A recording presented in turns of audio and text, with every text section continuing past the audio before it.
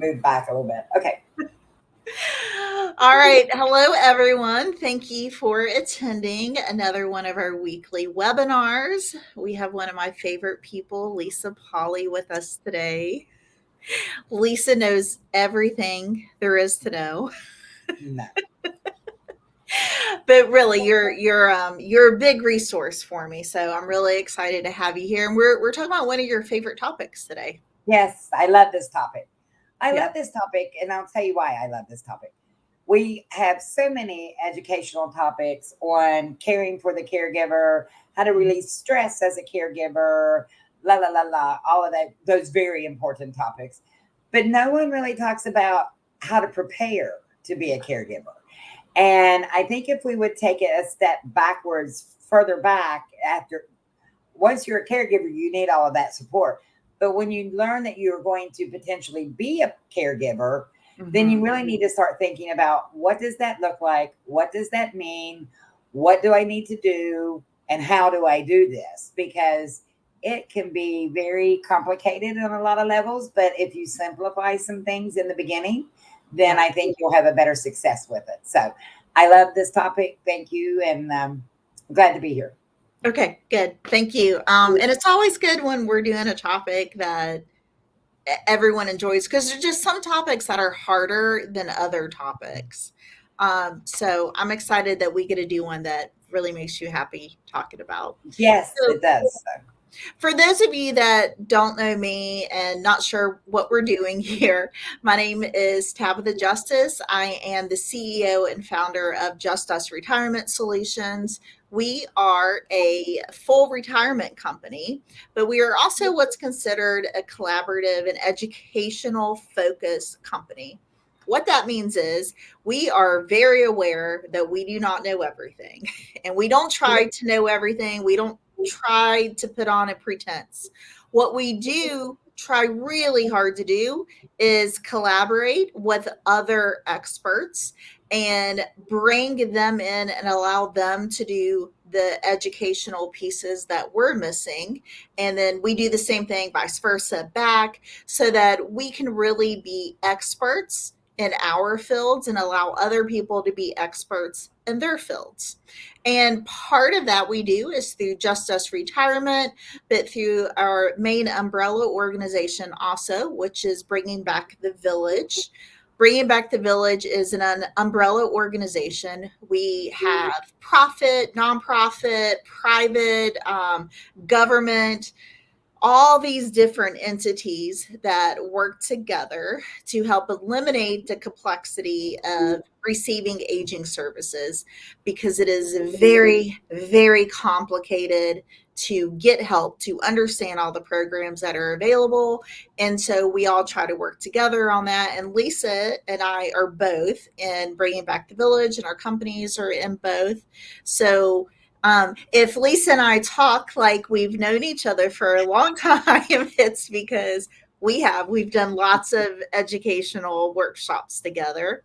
So, Lisa, would you like to introduce yourself? Yes, my name is Lisa Polly, and I work at Brookdale Charleston Gardens. I've been in healthcare 30 plus years. The last 17 years, I have worked specifically with seniors and their families, helping to find solutions and to navigate our healthcare system. It can be very tricky, it can be very overwhelming. But it's something that I love. We've dedicated both of us our lives to those types of things. So I'm happy to be here and I appreciate it. Thank you. All right, awesome. We're appreciative of you being here with us. So, just as a reminder of for everyone watching what we're trying to do, we have two purposes behind each of these webinars. Number one is self-education. We want you to understand all of your options so that you can decide how you want to choose your life. Not because you're being forced into something because you didn't know what the options were. And second, and almost maybe even more important in a way, is to help spread the knowledge. Um, when something happens that's dramatic in the family or stressful, it's often too much to ask someone like, hey, go watch this webinar, or hey, go learn about this program. It's just an overwhelming of emotions. And so we ask that when you watch this, you share the information with others, because sometimes it's just a simple conversation that you can have with someone like, hey, I saw this webinar once, or I attended this workshop and I learned this. And that makes it easier for that person then to go find more information. So we want to really encourage you. We're all in this together. We can all help each other, and we can create kinder, healthier, and stronger communities by sharing information. So I know that's important to you and I both, Lisa. It is, yes. All right. So the topic, caregiver readiness. Are you ready to care? Big question, yes. And it's not a question that people take serious enough, right? Like, Yes. So, we're going through life. It's very busy. And we've got children and grandchildren, and we have careers, and we have loved ones, spouses, all kinds of things that are taking our attention and distracting us. We don't take out the time necessary to often plan, which is something very big and important to what you do. But planning, as a healthcare professional that I am, we need to have conversations and start this planning process, knowing while we're aging that these are things that are going to arise for all of us. And it's very overlooked. Yes. yeah. And so many times people become a caregiver because they have to, Mm-hmm. not Yes. because they planned on it. Correct. Correct.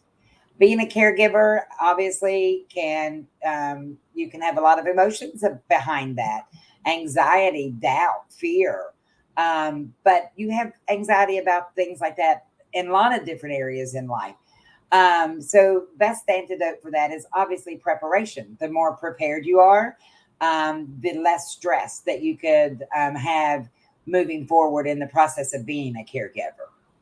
We'll talk about more ways and how to prepare better through this whole topic, but we'll just, yes, move on from that. Okay. There are three elements of caregiving. I really think there's four, and I'm going to add my fourth one in here as well. We have the physical, emotional, environmental, and I also like to talk a little bit about the spiritual. So I think that's very important for a lot of folks too. So we'll go to the next slide. Obviously, we know what physical care is. It's the basic hands-on care. We're bathing, we're dressing, we're grooming, we're doing their medications. We're also going to the grocery store that's not on this list, and the pharmacy, and we're getting the property taken care of, and it's everything. So the physical pieces of that are your hands-on care. But Yeah. the And I next, know like so many people, they can think about sometimes, oh, I can lift my spouse up for a shower because I've done it before, but they're not thinking about doing it every single day, you know? correct, Yeah. correct. Emotional care, obviously, very important. It's vital for you as a caregiver and Mhm. for the person that you're caring for. Communication, very important as well. They can help in resisting the effects of depression, anger, fear. So, all of those emotions that we're going to discuss today are very real, and very common when it comes to being a caregiver. Mhm. And it can also be for the person that's being cared for, having those same anger, fear related to a diagnosis or an illness or depression. Or Mhm. so this is, we're talking about the caregiver, but it can kind of go both ways. You have more parties involved than just one. So very important to remember. Yeah, absolutely. Environmental, you need to make sure that your home is ready. I have this conversation often with lots of folks. Well, we're going home from a skilled stay, but I don't know if the bathroom's going to fit this new device called a wheelchair. It's not big enough. And you're like, okay, so when you're starting to prepare in your mind to be a caregiver, and I see some people that do this, met with a lady actually earlier today that did. As she was aging, her and her husband decided to move the washer and dryer from the basement to the first floor of the home. Mhm. Why? Because when you're 70 or 80 in your home, you do not need to be on those stairs. I've had other folks that have added a shower to a first floor bathroom. So really look at your environment. If it's somewhere you plan to age in place and you want to stay in your home, which everyone does, most folks, look at your environment while you're still able to and say, what do I need to put in place? What does this look like for me when I cannot step over that bathtub to get into the shower? How Mhm. can I make that work for me or my loved one? So, those are the kinds of things when we're talking about environmental care that we need to be focused on. Okay. The three types of caregiving. People don't realize that there are different types of caregiving. Yeah. And we'll start with the temporary transitional caregiving. And we'll go to that next slide and it'll explain a little bit more about that. Next one, please. Sorry. That's okay. Um, so, this is oftentimes the start of the caregiving process. Mhm. Transitional temporary care. Mom fell and broke her hip. She's been home independent all this time and she fell and broke her hip. We're in a skilled facility. She's going to get better and go home. And we do get her home. We see a light at the end of the tunnel. We know that this is temporary. She's going to get back on her feet. So, this is sort of the short term type Mhm. caregiving scenarios. You can add services to that as well with home health coming into the home to provide therapy services or Mhm. skilled nursing needs that actually can be covered, some of that by Medicare. So that's another conversation that we can talk at another time about. But you need to look on the short term, what can we do? How do we do that? And if you have a Medicare specialist like Tabitha, you might want to talk to her when you're making decisions about your Medicare planning. What is the best option for me? What is the program that I can receive more benefits at home? Or some insurances I think do better from a nurse perspective, do Mhm. better at paying for therapy services than others. So, something to look at too with that planning. But temporary care is that just that temporary.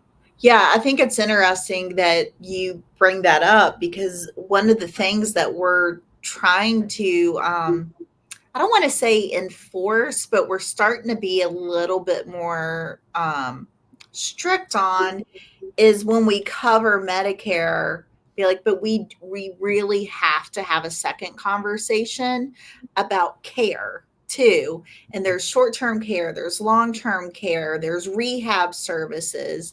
And we're starting to like kind of really tell people it's not okay to just ignore these topics anymore because you're going to need one of these at some point, or you're going to have to give one of these types of care at some point.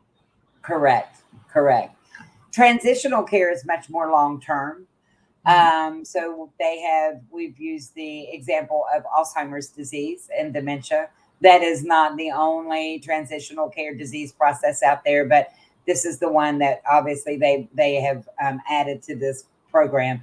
Think of Parkinson's, think of COPD, Mhm. things like that. There are lots of different transitional caregiving situations, but Alzheimer's obviously is where we're going to the path today.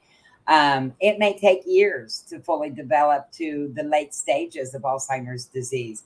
But once there's a diagnosis that's been put into place by your neurologist or your attending physician, primary care physician, that is the time to start planning immediately, Yeah. knowing what the outcome. That is a progressive disease process, meaning you are not going to. There is no recovery from this.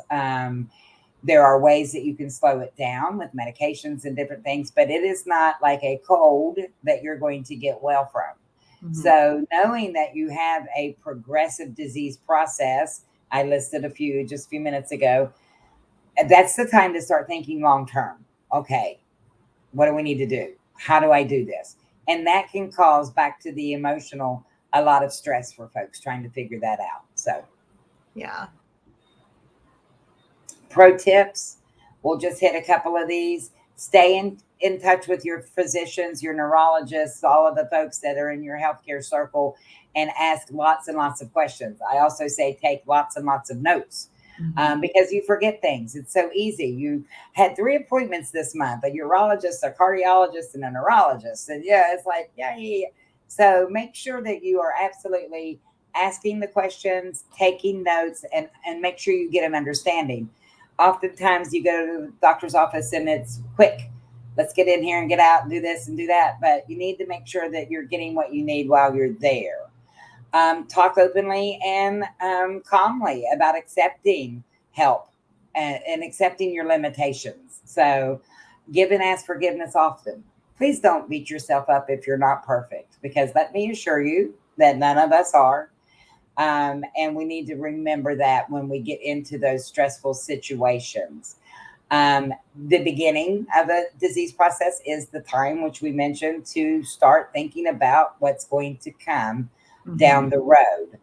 And then very, very important, and Tabitha can touch on that, scheduling those tough conversations with your family members. Make it a point to talk to your family about power of attorney and advanced directives. And if your loved one has Alzheimer's disease or dementia, and learn at the onset, what do you want to see happen for yourself? What do you need me to do to make this a better solutions for you? Knowing those things up front, and once you're in that difficult situation, you can refer to that and be like, this is exactly what Mr. Smith wanted, or, so having those tough conversations, very important. Yeah, I want to touch on that too, because we have several upcoming seminars on how to have this conversation. But Lisa, you and I can both talk about this. We're going to talk to the audience here who's watching. Yes. It is pretty inexpensive to get these documents in place before you need them. It can be difficult, but it's a conversation if you have them with your children, with your loved ones, while you're healthy and able to have those conversations and really talk about what it is you want, versus once you wait to the point to where you can't make those decisions anymore, it becomes incredibly expensive because you have to go to court. You have to get it's demeaning to everyone. Very time consuming, very expensive, and it is emotionally for your loved ones such a difficult process to go from mom wanted me to do this to, do you think this is what mom wanted? I don't know. How should I? It's draining. And I wanted to kind of put a little wink out there without giving away too many details. It would be almost kind of beneficial if maybe Bringing Back the Village was coming out with something to help people kind of keep notes going through this process, wouldn't it, Lisa?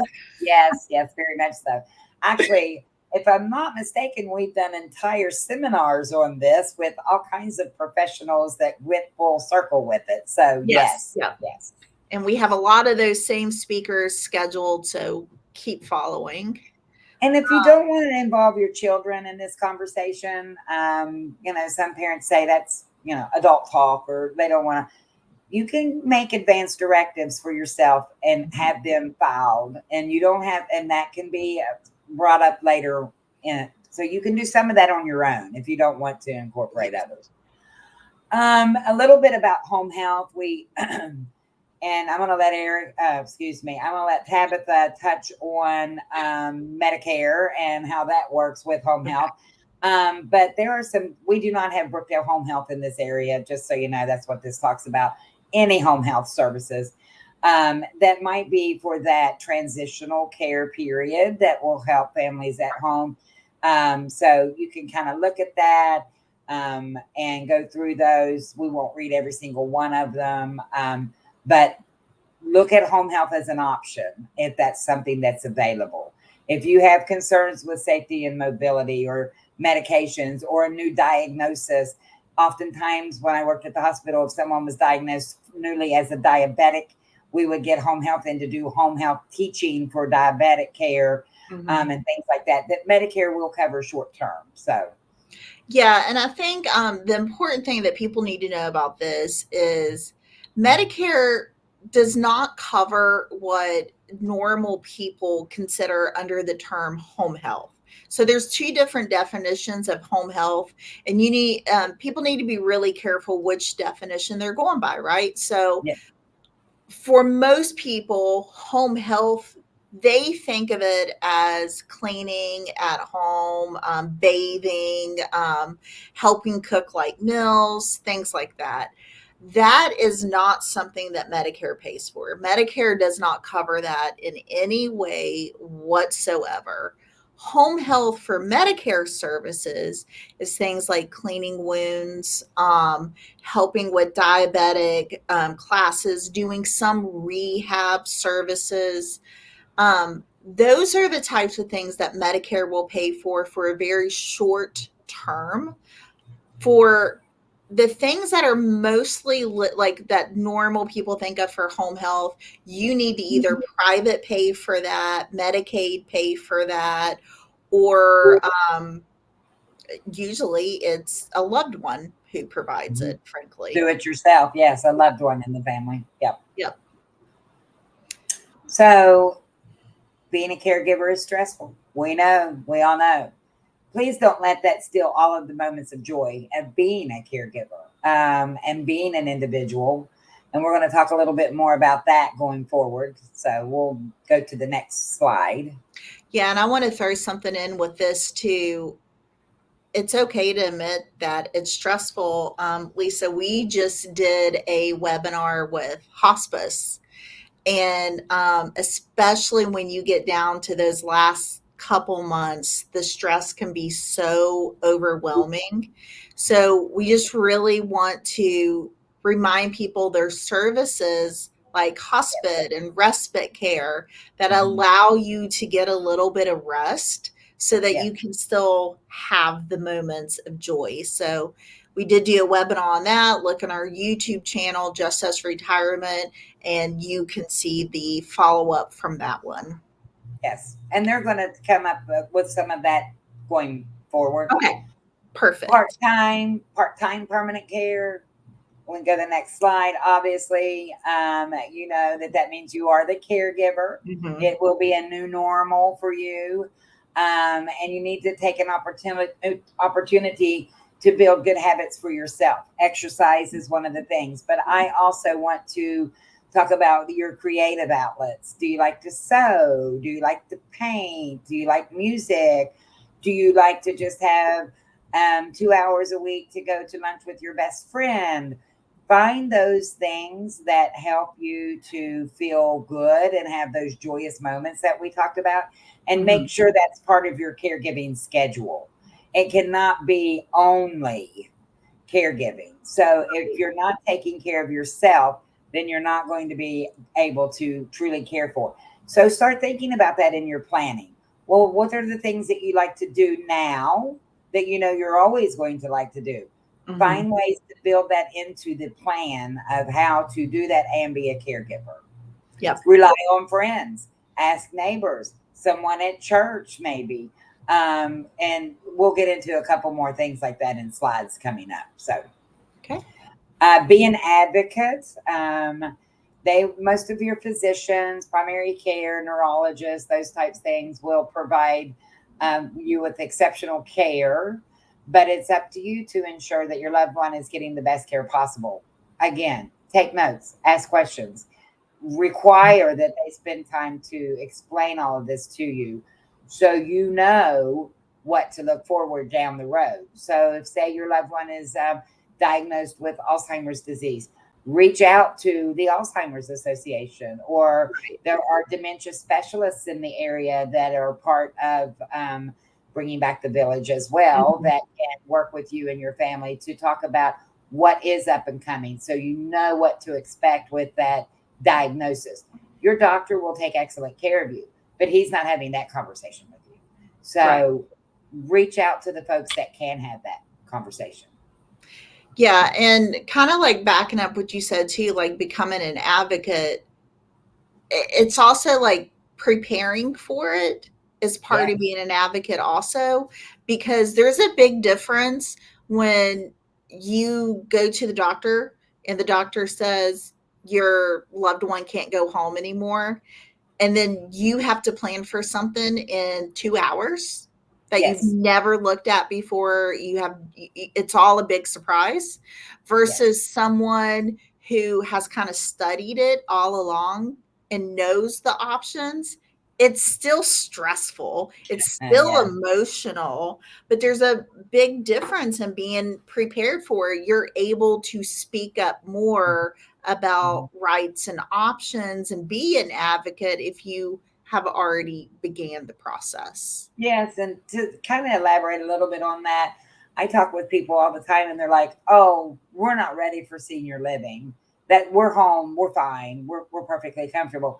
And I'm fine with that. But I also have to remind people that when the time comes, generally it's a crisis.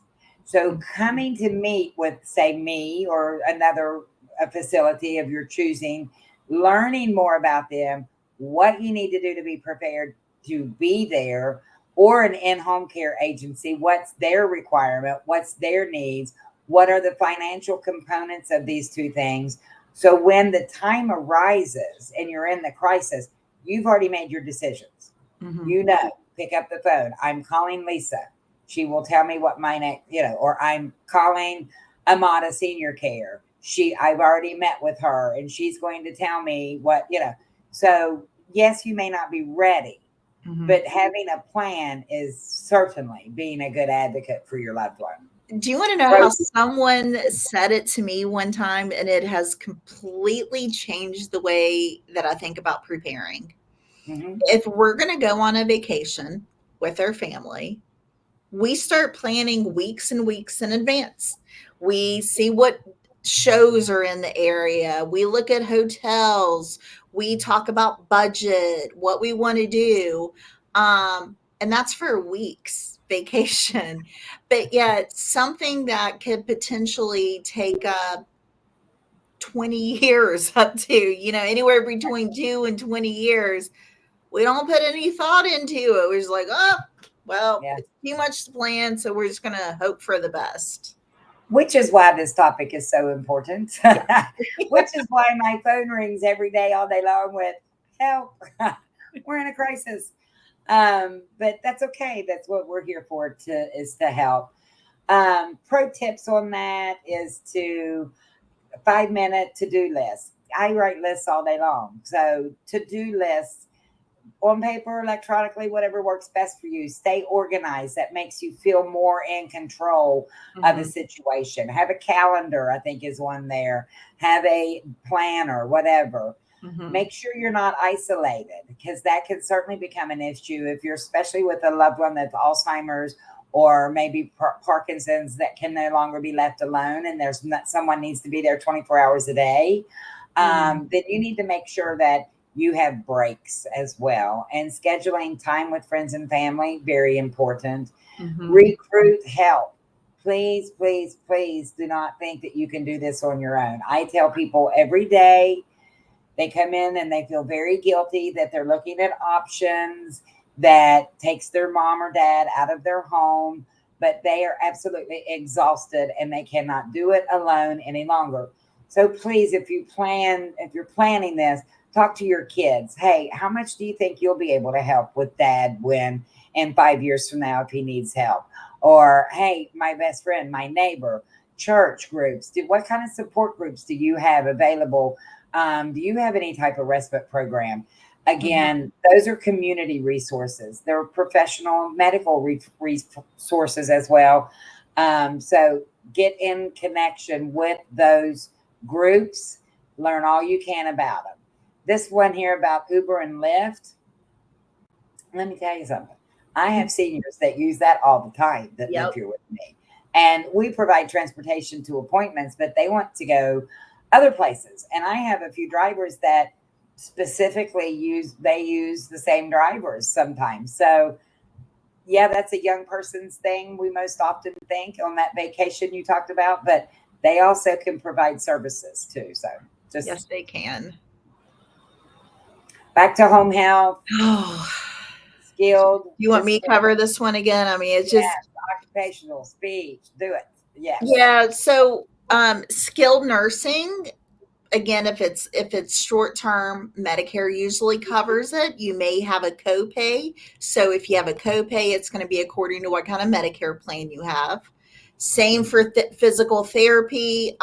It's going to be your copay for that is going to be according to what kind of plan you have, and occupational therapy, speech therapy, home health aid services. Medicare does not cover that. You either need to have a short term care policy, long term care policy, Medicaid, or you need to have a, I forgot what I was going to say else to go with it, but there is another one. I'll think about it. It'll come back. And then social worker care, it kind of depends, right? There are different ways of doing that, and some places provide social workers. And then private duty home care, this is where the majority of care comes from, right? Yes, Oh, yes, it is. yeah, and this is like to where either you're doing it yourself for a loved one, or you are having a home health care aide come into it. Medicare does not pay for this. It does not. It does not. Yeah, so something to seriously think about moving forward with your plan. Mm-hmm. Give yourself grace. Goodness gracious, I can't say that enough. So you're not going to be perfect. Um, no one person can be or will be, even with the amount of preparing that you do. Mm-hmm. Things happen, things occur. So remember that are out of your control. So Yep. full-time permanent home care, we can move through this here. We've kind of touched on some of it. Mm-hmm. Build your care team. Start drafting your plan as soon as possible. It's like we said, immediately when you get a diagnosis that you know is progressive, having those conversations, starting your plan. What is my steps? I will keep them home as long as I can until they can no longer get in and out of the bed by themselves. Mm-hmm. And that's when we have to make a transition. Get these in your mind, how you want this worked out, how you feel that this is possible. It will truly, truly benefit you, the planning, when you're in that crisis situation. Yep. And talk to your loved one that you're providing the care to. Mm-hmm. You know, my spouse, I'm letting you know that I will do everything possible to keep you home until this or happens, and see where they're at with it. And Because they may feel different. yeah, they may say, don't wait that long. Yeah. I don't want you to do that to yourself. I want, so just have those conversations. Very important. Yeah. I mean, I think a lot of times, like, we assume that we have to, but the person that needs the care may not have any of those expectations.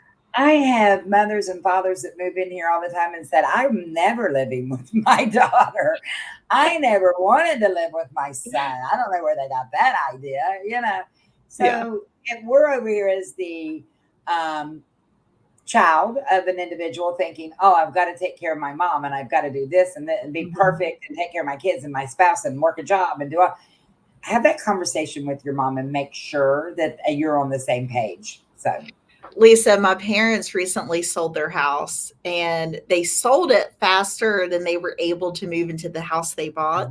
So they had to live with me for 6 weeks. And I am confident that they have now decided, no, we will go to whatever assisted living, whatever we need to do. We do yes. not want to live with with their kid.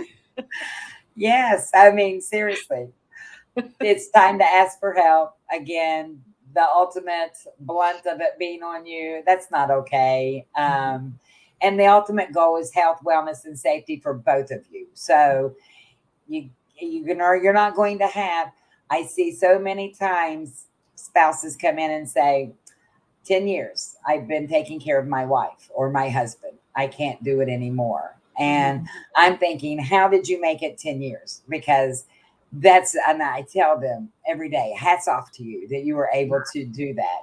So be thinking about that too. And it takes an effect on your health as a It caregiver. does. A It does. caregiver almost always ends up needing care. 100%. And not just the spouse, the Mhm. children of care that are caring for their mothers and fathers also. Mhm. If you see that your health is deteriorating, if you see that your senior is progressing beyond your ability, now we have incontinence is a big one. I could take care of my mom until she needed someone to clean her up from having accidents. I can't do that. So find out what your limitations are. Mobility is another big one. I could take care of my mom until now she can't walk on her own independently, and I cannot lift her up and down out of the chair. I can't Mhm. be there all the time. Um, Alzheimer's and dementia. Lots of times there's behaviors and things that go along with that disease process that will make it time to make a decision to no longer be in the home. So when you're seeing any of these 4 or 5 things that's listed here, that is a trigger for you that you either need one to be call in reinforcements or find another team of folks that do a facility or whatever that can help you. Yeah. Pro tips. This goes back to what you mentioned. Respite care providers. Yes. Find respite care providers. Very important. And Medicare, depending on what your diagnosis is and where you're at.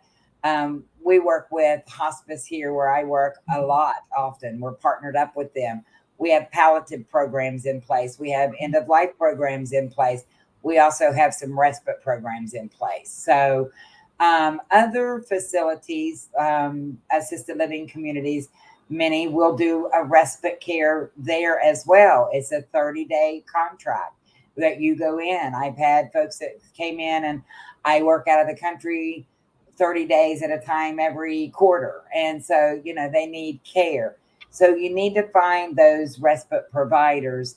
Or if it's, I just need to go see my grandkids and reset my life right now because this has been so demanding, Mhm. whatever it is. Couple other tips there about keeping a picture or recent pictures in case someone gets lost. Join support groups. Okay, I'm a caregiver. I don't have time for support groups. Well, look what we're doing. It's online. You can do this video any time of the day or night. So Mhm. find a program that fits your needs. They are out there. Stay organized and prioritize your health, exercise, outlets, social creativity, whatever it is that is works for you. So some of the things to consider. And I want to throw in there too about different areas are going to have different prices. So I don't want to give a blanket, but a lot of times hospice respite is usually $0, Yes. depending on the area. So, and you can get 5 days every 30 days. That's huge. Amazing. Yeah. Amazing. And they're staying in a place where they are very well cared for. And Mhm. that in itself is, to me, is just amazing. Yes. And I know that I've had this come up before in the past and things change. So if I state this wrong, I apologize, but I'm pretty sure if you are over your hospice or excuse me respite days, there is something like $150 day that you can do. There's other things in place, so I'm no hospice expert, but I will tell you they've got lots of programs too, just like we had Yeah. talked about in another video. VA, there's lots of programs, so call hospice and say, hey, I'm my husband or wife's been diagnosed and I need to know about that program. So if in 6 or 8 months I need to contact you, tell me about it. There are people that will tell you about it and give you all the information you need. That needs to be part of your planning. Yeah. Yeah. And, they're just as passionate about helping people as we are. You Absolutely. just have to pick up the phone and call. Absolutely. You can do it. I don't know. It's tricky and it's hard, but you can do it. You really can. With the right support team, with the right Mhm. support to yourself, to getting your home ready, getting your finances ready, getting your paperwork in place. all of the things that we talked about will truly decrease the stress and panic, anxious, anger, fear, the emotions we talked about. It will truly help with all of that, because then you'll know, okay, I've got a plan. Um, Please take the time to have conversations like this. I didn't mean to Oh, flip the screen no, on you there. go ahead. Full time professional care. I think we know what that is. You can skip through some of that if you want to, or we'll go to the next slide. um, Selecting a community, selecting what your next step is if they can't be home. We talked about that previously. Go visit places, go visit a nursing home, two or three of them. I know that doesn't sound like a desirable Saturday afternoon, but do it. Go visit assisted living communities, go up to the Hubbard House, go look around, go figure out what's going to work best location wise and what services they provide. Mhm. So take time to do that. If you're caring for someone with Alzheimer's and dementia, obviously whatever the disease process is that you're dealing with, make sure that that is a location facility that can care for that person appropriately. 100%. Because it's not Ask all the same.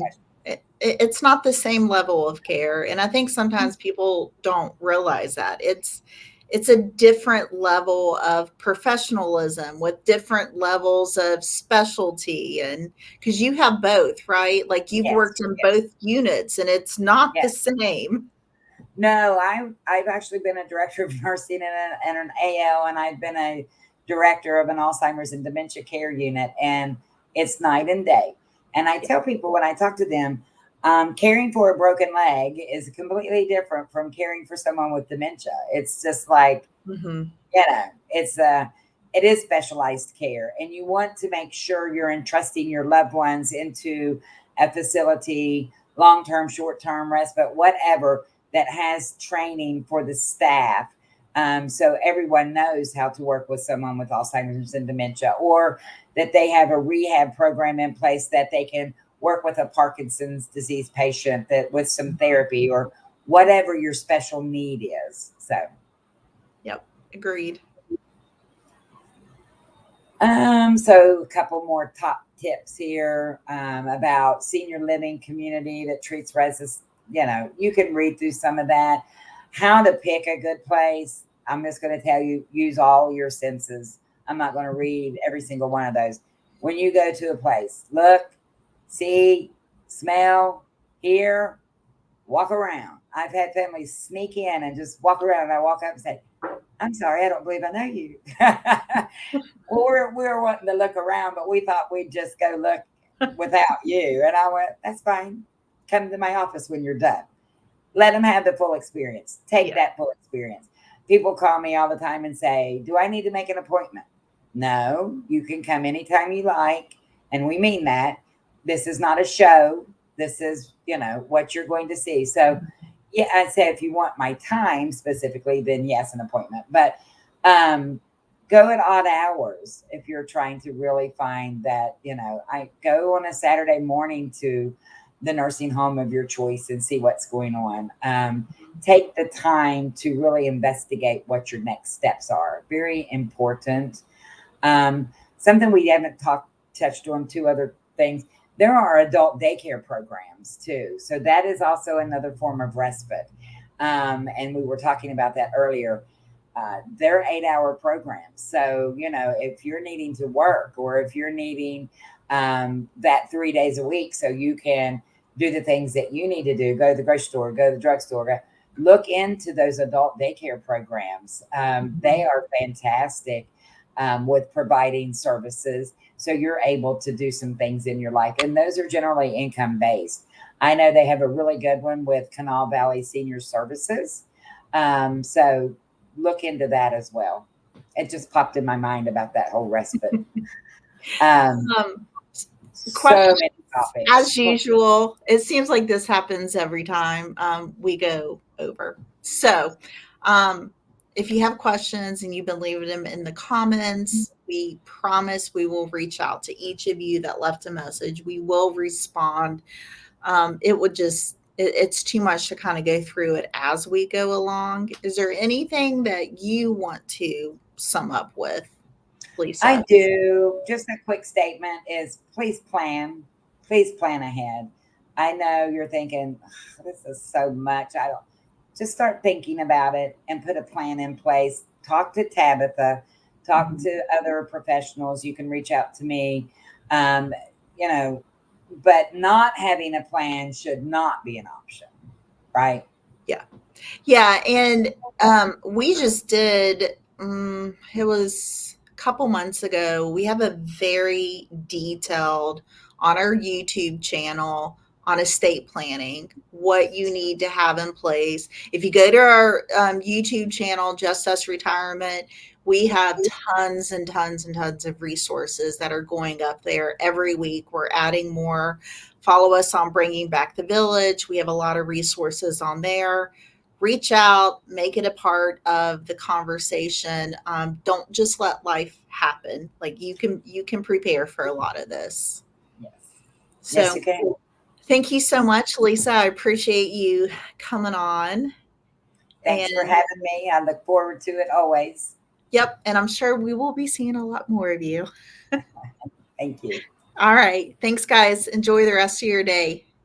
Bye.